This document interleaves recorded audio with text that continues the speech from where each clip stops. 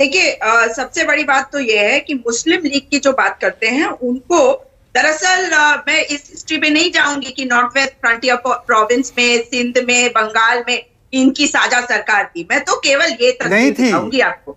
इस तस्वीर को अच्छी तरह से देख लीजिए आप।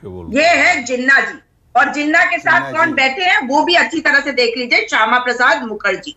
तो जब आप बातें करते हैं ना तो सोच समझ के बातें करा करिए, क्योंकि आपके नेता थे जो गए थे पाकिस्तान, इनके पास बार बार जाते थे और देश को उसका भुगतना पड़ता था।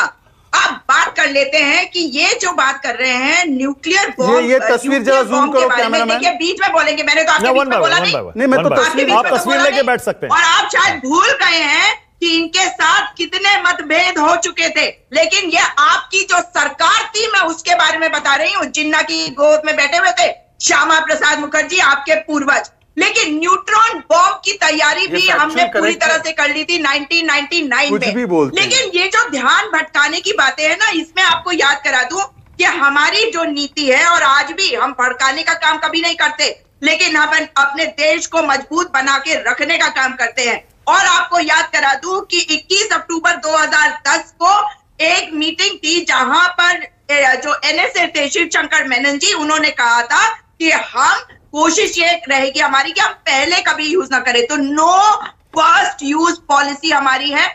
जो देश हमारे ऊपर या उनसे हमें खतरा नहीं है, हम उन्हें नहीं डराएंगे इससे। लेकिन साथ में इसके आगे ये भी बात कही गई थी कि हम पूरी तरह से सक्षम हैं। और अप्रैल 2013 में श्याम सरन जी ने इस बात को कहा था, जो उस वक्त एनएसए थे।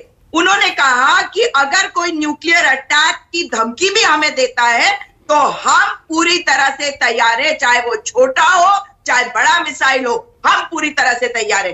लेकिन आज जब बात करी जा रही है पीवी नरसिम्हा राव जी की, तो भले ही भाजपा कुछ भी कह ले, प्रधानमंत्री तो वो हम नहीं बनाए थे ना, हमारे प्रधानमंत्री थे। और हम सबका सम्मान करते हैं। जो हमारी नीति आगे आई है वो नीति आज से नहीं है। मैंने जैसा कि कहा, देश की आजादी के पहले संजीव झा, अच्छा छोटा सा जल्दी से शहजाद, क्विक कमेंट, बेरोजगारी और महंगाई में ध्यान भटकाने की कोशिश है।